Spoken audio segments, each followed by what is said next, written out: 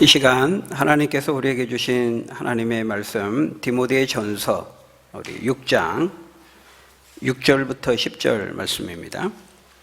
디모데 전서 6장 6절에서 10절 말씀, 신약성경 342쪽입니다. 342쪽 우리 한 절씩 교독하겠습니다. 제가 6절을 읽습니다. 그러나 자족하는 마음이 있으면 경건은 큰 이익이 되느니라.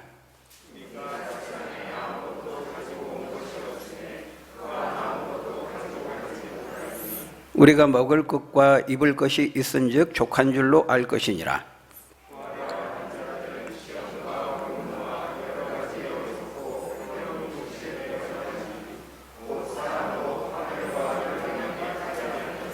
같이 읽겠습니다.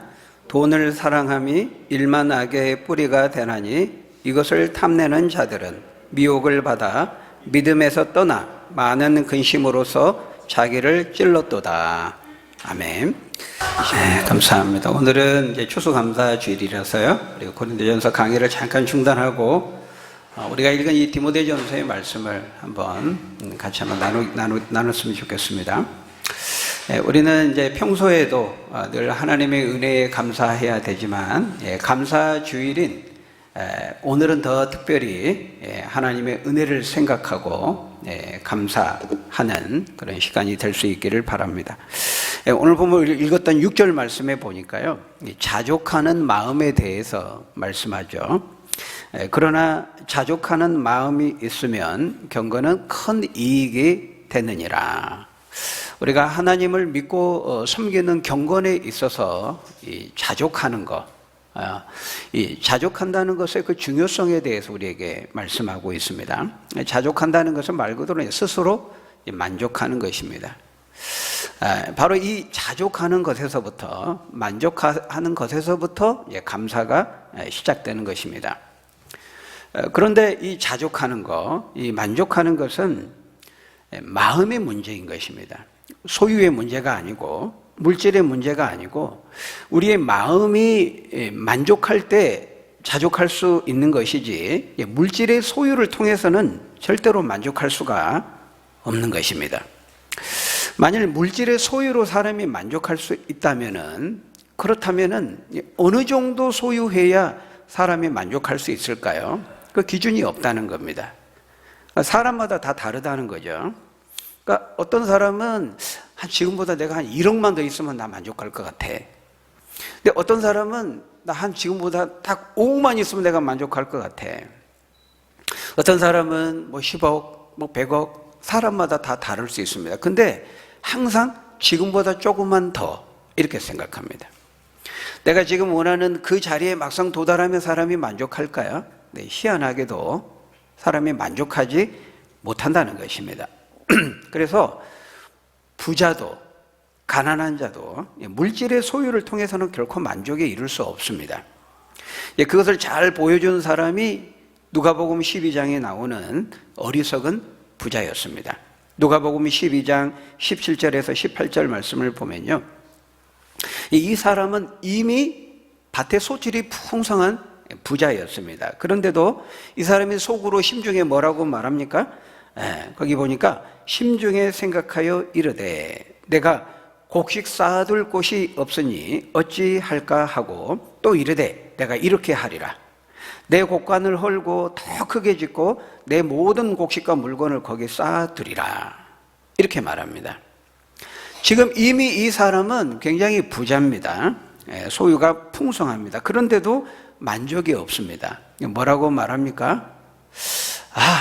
이제는 내가 좀 뭐 벌 만큼 벌었고 가질 만큼 가졌으니까 만족하고, 내가 이제 좀 먹고 마시고 좀 다른 사람도 좀 돕고 감사하면서 좀 베풀면서 그렇게 좀 살아야 되겠다, 나누면서 살아야 되겠다, 그렇게 말한 것이 아니고 뭐라고 말하고 있어요?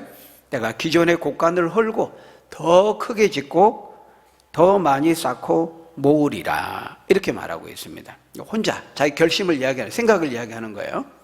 그러니까 기존의 금고가 너무 작다는 겁니다. 더 큰 금고로 교체하고 더 많은 통장의 그 개수를 늘리겠다는 것이죠. 그런 다음에 이제 나중에 더 많이 이제 모은 다음에 나중에 이제 이 정도면 됐다 싶을 때가 되면 그때 내가 평안히 씻고 먹고 마시리라, 이렇게 말하고 있는 거예요. 근데 여러분, 과연 그때가 올까요? 이 사람에게? 그때 안 옵니다. 이 사람은. 왜? 항상 만족하지 못하거든요. 그러니까 계속해서 조금만 더 모아 그러다가 이제 인생 종치는 겁니다. 그러다 인생 끝나는 거예요. 그래서 이 어리석은 사람에게 하나님이 뭐라고 말씀합니까? 누가복음 12장 20절 21절에 보니까요, 우리 한번 같이 읽어볼까요? 시작. 하나님이 이르시되 어리석은 자여, 오늘 밤에 내 영혼을 도로 찾으리니 그러면 내 준비한 것이 누구의 것이 되겠느냐 하셨으니 자기를 위하여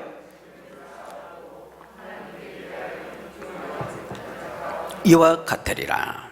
그러니까 결국 이 어리석은 부자는 자기가 애써 싸우고 모은 거 다 쓰지도 못하고 그냥 내려놓고 가는 거예요. 여러분, 인간의 어리석음이, 우매함이 여기에 있습니다. 시편 39편에 보면은 다윗을 통해서도 비슷하게 말씀하고 있어요. 시편 39편 6절에 보면 이렇게 말씀합니다. 진실로 각 사람은 그림자같이 다니고 헛된 일로 소란하며 분주하나 재물을 쌓으나 누가 거둘는지 알지 못하느니라. 인간의 우매한 어리석음이 여기 있다는 거예요. 열심히 막 바쁘게 분주하게 벌고 막 모으고 했는데 어느 순간 컴퓨터에 걸려서 놓고 다 가는 겁니다. 다 쓰지도 못하는 거예요. 여러분, 정도의 차이는 있지만은 우리가 다 마찬가지라는 거예요. 이 어리석은 부자는 오늘 현대를 살아가는 우리의 어리석은 모습을 대변해 주고 있는 거예요. 오늘 본문인 디모데전서 이 6장 7절에서도 똑같이 말씀합니다. 오늘 본문 7절 8절 우리 같이 한번 읽어볼까요? 오늘 본문 7절 8절 시작. 우리가 세상에 아무것도 가지고 온 것이 없음에 또한 아무것도 가지고 가지 못하리니 우리가 먹을 것과 족한 줄로 알 것이니라. 아무것도 가지고 온 것이 없음에 가지고 가지 못한다. 공수래 공수고라는 말이 여기서 나온 거 아닙니까? 빈손으로 왔다 빈손으로 가는 겁니다. 그것이 우리 인생입니다. 아무리 내가 쌓아놓은 돈이 많아도 그거 가지고 가지 못합니다. 그것으로 천국과 구원을 살 수도 없습니다.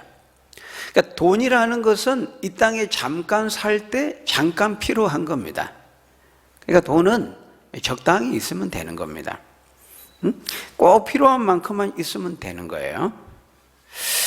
그러면 적당히 필요한 만큼이라고 하는 것은 어느 정도일까요? 그것을 8절에서 말씀하고 있는 겁니다. 먹을 것과 입을 것이 있은즉 족한 줄로 알 것이니라.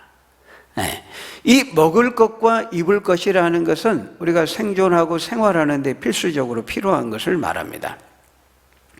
물론 먹을 것과 입을 것 이렇게 말하니까 우리가 다 굶어 죽지 않을 정도만 소유해야 된다, 그런 말은 아닙니다. 옷이 없어 얼어 죽지 않을 정도만 소유해야 된다, 그런 말은 아니에요. 우리가 앞에서 고린도전서 살펴볼 때 하나님은 금욕주의 지지하지 않는다 그랬습니다. 그러니까 하나님은 우리가 하나님이 주신 것으로 적당히 누리는 것을 허용하세요. 호세아서 2장 8절에 보면요, 하나님께서 가나안 땅에 들어간 이스라엘 백성들에게 곡식과 새 포도주와 기름을 주셨다고 말씀합니다. 곡식과 새 포도주와 기름. 여러분, 이 곡식은 이스라엘 백성들이 먹는 주식을 말합니다. 주식. 하나님은 그들의 생존과 생계를 위해서 곡식을 주셨어요. 그리고 생존에 꼭 필요한 곡식만 주신 것이 아니라 그것에 더하여서 새 포도주와 기름도 주셨다고 말씀하는데, 이 새 포도주와 기름이라는 것은 인생의 즐거움과 누림을 위해서 주신 이스라엘의 특산품이었습니다. 그러니까 생존과 생활에 필요한 필수품에다가 플러스 알파를 더하여 주신 것입니다. 그러니까 하나님은 그의 백성인 우리가 겨우 입에 풀칠이나 하고 하루 세끼 밥이나 먹고 근근히 살아가는 것을 원하시는 분이 아닙니다. 이 새 포도주와 기름은 오늘날로 말하면은 우리의 문화생활, 여가생활, 그런 복까지 주셨다는 것을 의미하는 거예요. 그런 점에서 우리가 하나님이 주신 것을 적당히 누리는 것은 결코 잘못된 것이 아닙니다. 문제는 뭡니까? 우리가 지금 누리고 먹고 생활하고 이 모든 것을 누가 주셨는지를 잊어버리는 거예요. 그걸 잊어버리면 어때요? 이제 감사하지 않는 거죠.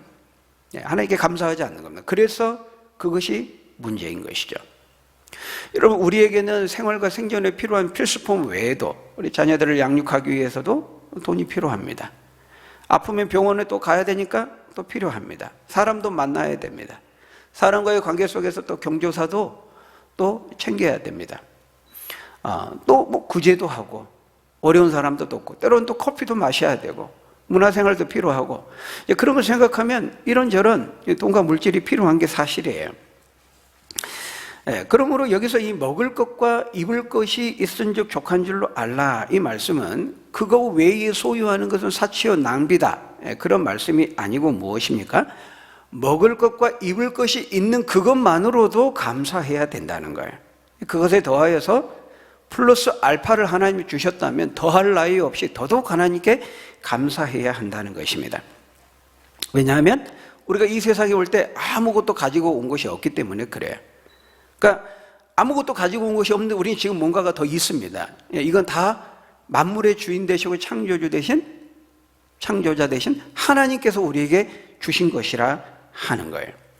이것을 잊어버릴 때 어때요? 감사하지 못하는 거예요. 감사하지 않는 거예요.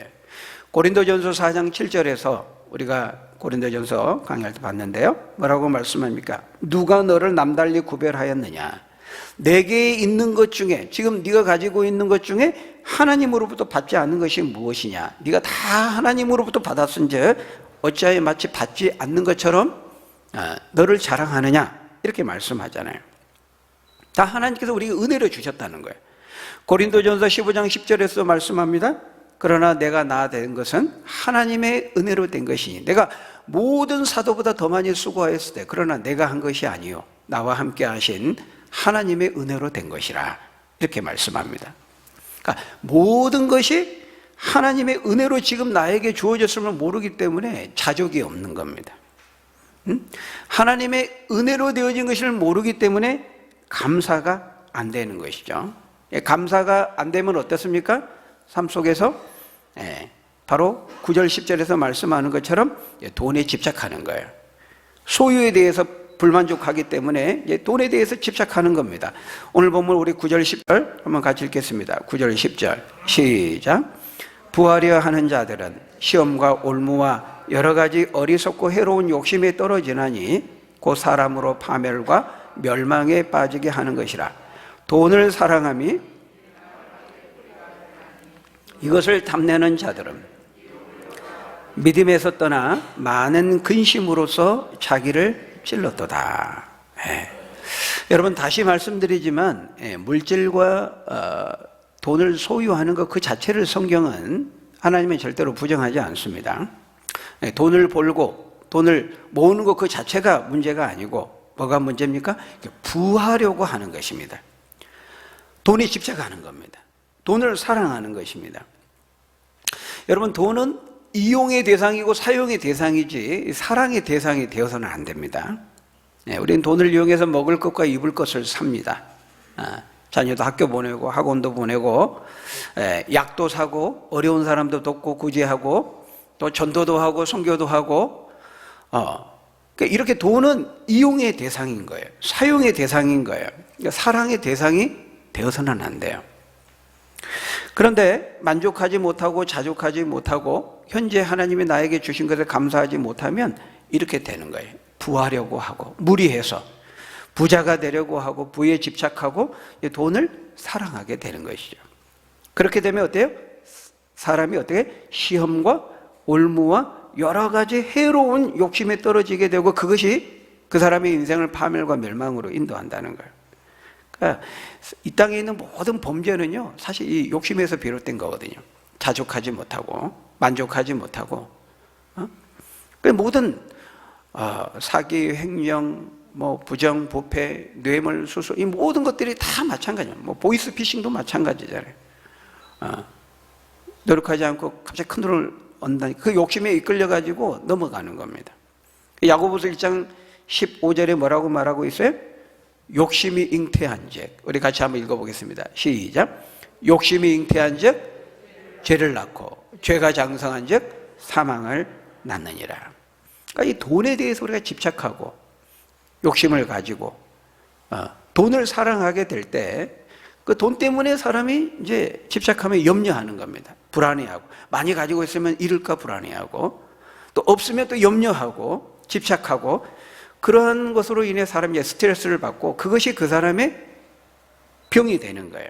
그래서 이것을 탐내는 자들은 미혹을 받아서 믿음에서 떠나 많은 근심으로 자기를 찔렀다는, 그 근심, 염려, 불안, 집착이 그 사람을 찔러서 병이 되게 하고 그 사람을 넘어뜨리게 한다는 거예요. 하나님이 주신 것에 만족하지 못하고 자족하지 못하고 감사하지 못함으로 인해서 믿음을 잃으면서까지, 하나님과의 관계가 멀어지면서까지 돈에 집착하는 거예요. 그거는 망하는 길이라고 말하고 있는 거예요. 여러분 한번 곰곰이 한번 생각해 보십시오. 사실 우리는 이미 너무 많은 것을 좀 가지고 있어요. 하나님으로부터 너무 많은 것들을 받았어요.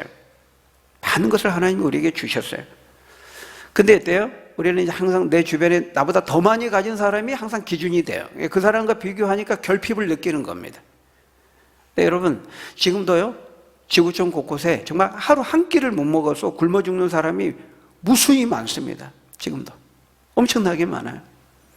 네, 오전에도 우리 유초동 아이들에게 이제 설교할 때 그 얘기를 했는데, 우리가 TV 광고에 보면은 아프리카 막 이런 데 보면 흙탕물을 마십니다. 흙탕물을. 여러분 그거 발 씻으라고 줘도 우리는 안 씻어요. 근데 그거를 먹습니다. 예. 먹기 싫지만 그거밖에 없으니까 먹는 거예요. 예. 하루 한 끼 근근히 그거를 늘 염려하고 근심하고 그렇게 살아가는 사람들이 지금도 지구촌 곳곳에 많아요. 많습니다. 하루 끼니를 늘 걱정하면서 그 죽음에 대한 두려움 가운데 살아가고, 전쟁 속에, 기근 속에, 그 죽음의 두려움, 불안 속에 살아가는 사람 지금도 많습니다. 독재와 폭정의 그 통치 속에서 고통당하며 살아가는 나라도 많잖아요. 집사님 아까 우리나라를 위해서 기도했습니다마는, 우리나라 그럼에도 불구하고 자유 대한민국 너무 우리는 참 풍요롭고 평화로운 그런 환경 속에서 살아가고 있는 겁니다. 마음껏 예배하고 마음껏 전도하고 평화롭게 단정한 가운데 우리가 이렇게 살아가는 거 우리가 정말 감사해야 돼요. 물론 하나님 나라가 완성되기까지는 이 세상에 죄악이 관영하기 때문에 우리는 이 죄악의 세상 속에 살면서 생로병사의 그 고통을 겪고, 또 적자성전의 생존경전의 생존경쟁의 그런 사막과도 같은 황량한 그 환경 속에서 우리가 살아가야 합니다. 그럼에도 불구하고 우리는 감사해야 돼요. 무엇보다 우리는 하나님으로부터 이 구원의 은혜를 받았고 하나님의 자녀로 살아가는 이 축복을 받은 자이기 때문에 우리는 더더욱 감사해야 되는 거예요. 사도 바울은 오늘 본문에 보면 이 자족하는 마음에 대해서 말씀하는데요. 여러분 이 자족하는 비결은 불교에서 말하는 것처럼 뭐 마음을 비울 때, 욕심을 비울 때 우리가 자족할 수 있는 것이 아닙니다. 우리는 그렇게 할 수가 없어요. 그럴 능력이 우리에게 없어요. 만족을 막 주문처럼 외우고 자족을 막 연불처럼 외운다고 해서 사람이 자족하고 만족하게 될까요? 자족하자 만족하자 만족 자족. 여러분 연불처럼 주문처럼 외운다고 해서 우리가 마음을 비우고 자족할 수 있는 것이 아닙니다. 우리 인간의 의지와의 힘 자체는 이미 죄로 오염되어 있기 때문에 그렇게 할 수가 없는 존재예요. 우리의 의지와 결단으로 우리가 무소유, 무념, 무치, 우리가 그 상황 속에 있을 수 없다는, 그런 능력이 우리에게 없다는 거예요. 그러면 어떻게 할 수 있을까요? 어떻게 해야 우리가 자족하는 마음이 이룰 수 있을까요? 그것은 우리 마음이 하나님의 은혜로 채워질 때에만 가능하다고 성경은 우리에게 말씀합니다. 성경에서 자족을 얘기할 때는요, 항상 하나님과의 관계 속에서 누리는 그 만족을 말씀하고 있어요. 하나님과 교제함으로써 주어지는 얻게 되는 만족을 말씀하는 것입니다. 그렇기 때문에 우리의 마음이 하나님으로 채워지고 하나님의 말씀과 은혜로 채워지지 않는 한 인간은 진정으로 만족에 이룰 수 없는 겁니다. 어거스틴이 참회록을 통해서 말했죠. 내가 세상의 모든 것들을 다 누려보고 먹고 마시고 다 세상의 쾌락을 내가 찾아 헤매고 또 경험해 봤지만은 예수 그리스도 안에 있는 참된 안식을 발견하기까지 나는 안식을 발견하지 못했다. 이렇게 말했잖아요. 그렇기 때문에 우리 마음은요, 불교에서 말하는 것처럼 마음을 비움으로 자족할 수 있는 것이 아니고 비움으로써 우리가 자족할 수 있는 것이 아니고요, 오히려 반대입니다. 성경은 반대로 말해요. 우리 마음이 하나님의 것으로 채워질 때, 하나님의 말씀과 은혜로 채워질 때 우리가 만족하고 자족할 수 있다고 말하는 거예요. 그러니까 불교와 반대입니다. 불교는 끊임없이 명상을 통해서 비우라고 말한다면 우리 기독교는 말씀 묵상을 통해서 끊임없이 채우라고 말씀하는 거예요. 여러분, 컵에 있는 공기를 빼기 위해서는요, 이 컵을 막 흔들어도 안 됩니다. 뒤집어도 안 됩니다. 어떻게 해야 됩니까? 거기에 내용물을 채우면 거기에 있는 공기는 밀려나는 것입니다. 물을 채우면 컵 안에 있는 공기를 밀어내면서 그걸 비울 수가 있는 것이죠. 그런 점에서 여러분, 우리가 하나님의 은혜로 우리의 마음을 채워야 됩니다. 하나님의 은혜를 보고 하나님의 은혜를 깨달으실 수 있기를 바랍니다. 하나님께서 얼마나 우리를 사랑하시는지를 여러분 볼 수 있기를 바라요. 우리가 하나님으로부터 얼마나 위대한 사랑을 받았는지 몰라요. 우리가 지난주 독서 성경 공부 모임 때도 잠깐 나눴습니다만은요, 하나님께서 우리를 사랑하셔서 하나님이신 그분이, 그 크신 하나님이 사람이 되고 우리를 위해서 우리를 대신한 십자가에 죽으셨다는 것은, 이거는 정말 충격적인 사건입니다. 정말 이해할 수 없는 놀라운 은혜와 사랑이 아닐 수 없는 거예요. 여러분, 하나님의 크심에 대해서 여러분 생각해 보셨나요? 하나님 정말 크신 분이거든요. 하나님은 이 엄청난 우주의 크기보다도 비교할 수 없을 만큼 크신 분이에요. 여러분, 이 우주의 크기에 대해서 여러분 생각해 보셨나요? 여러분, 그냥 한번 잠깐 듣고 흘리시면 됩니다. 제가 빠르게 설명을 하겠습니다.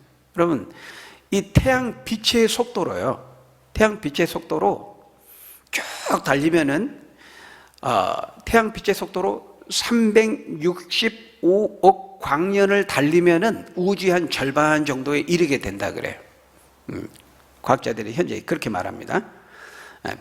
태양 빛의 속도로 안 쉬고 쭉 달렸을 때 465년이 아니고 465억 광년을 달리면 우주의 한 절반 정도에 이르게 된다는 거예요.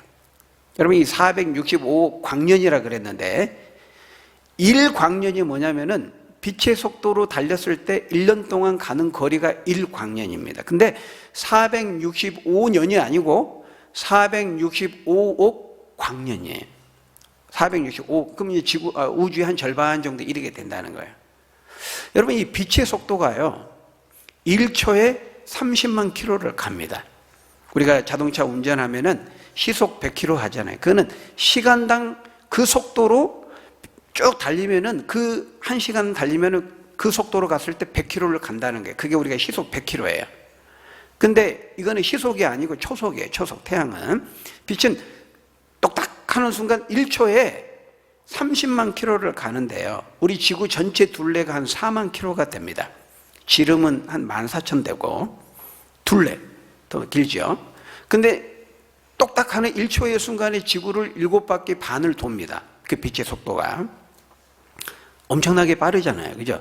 똑딱하는 동안에 태양빛이 지구를 7바퀴 반을 돌아요.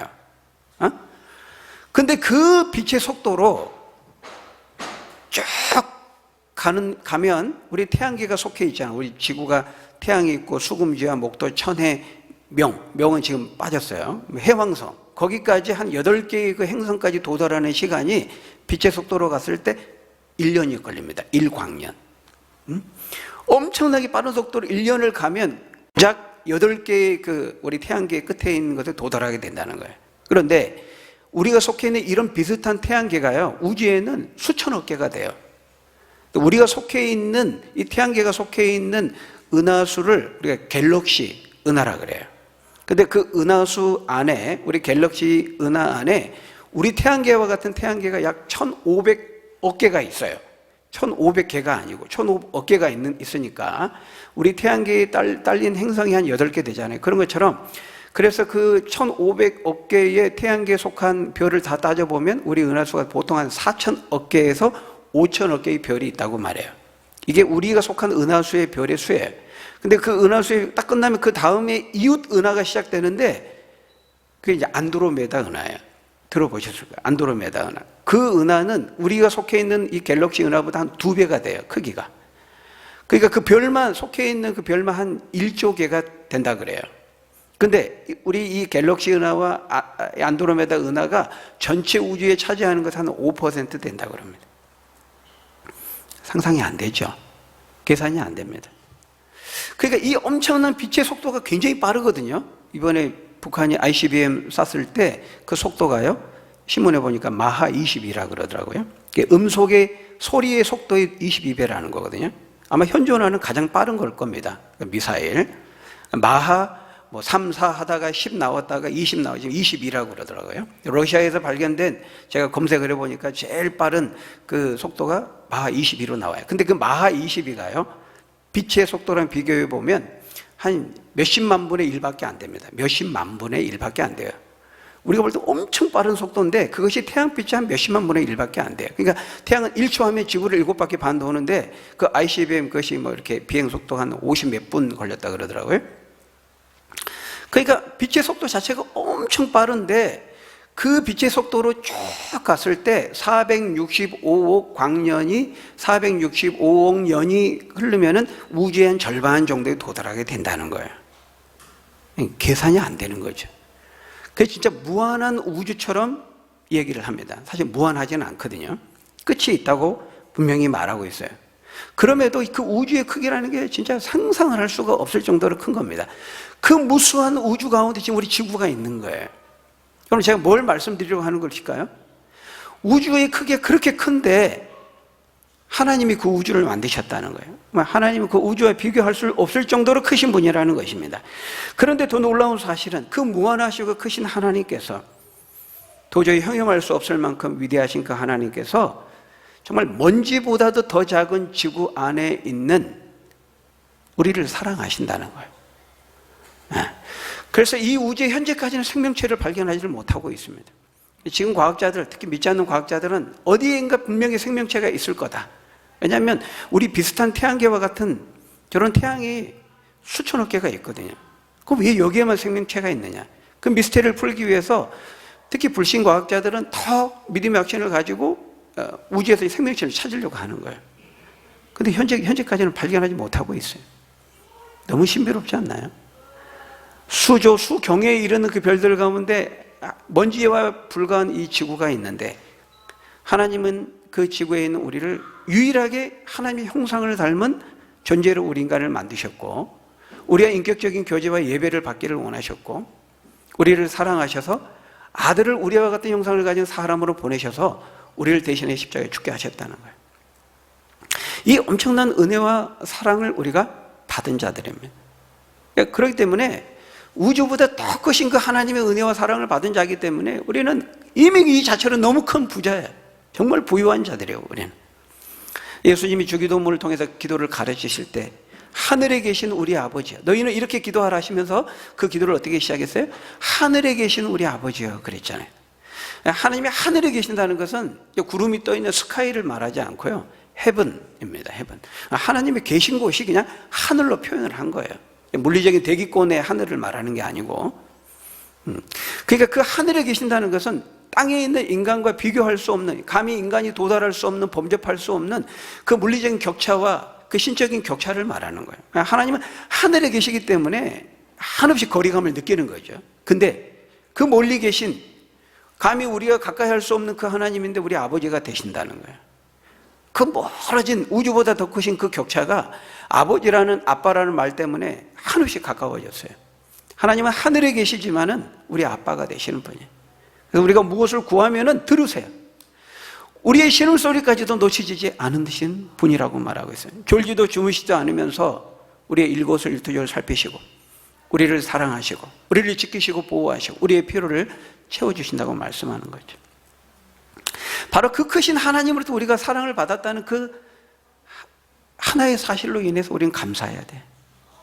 우리가 이런 오곡백과 많은 먹을 거 입을 거 이런 것들, 공기, 빛, 물 이런 것도 다 하나님이 주신 일반 은혜죠. 그걸로 우리는 당연히 감사해야 되지만은 하나님께서 아들을 우리에게 보내 죽게 하시고 우리를 구원해 주시다고 하는 그 은혜와 사랑을 인해서 우리는 가장 감사해야 돼.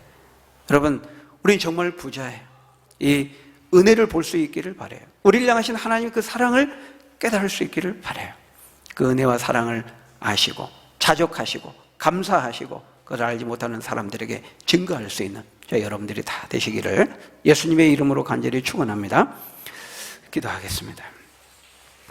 아버지 하나님, 우주를 만드시고 우주보다 더 크신 그 하나님께서 우리를 사랑하셔서 우리를 사람으로 하나님의 형상을 가진 주님을 닮은 사람으로 만드시고 우리가 죄를 범하였음에 죽을 수밖에 없는 저희들을 사랑하셔서 아들을 이 땅에 보내시고 우리와 같은 사람이 되게 하시고 우리를 대신 십자가에 죽게 하신 그 은혜와 사랑을 받은 자로서 우리가 진실로 감사하고 또 우리에게 주신 모든 삶의 환경 속에서 그 하나님이 나와 함께 하심에 내 인생과 역사를 다스리시고 주장하심에 우리가 감사하고 자족하고 만족하며 살아갈 수 있는 우리 모두가 될 수 있도록 축복해 주옵소서. 그 은혜와 사랑을 알지 못하는 사람들에게 증거하며 살아갈 수 있도록 축복해 주옵소서. 예수님 이름으로 기도하옵나이다. 아멘.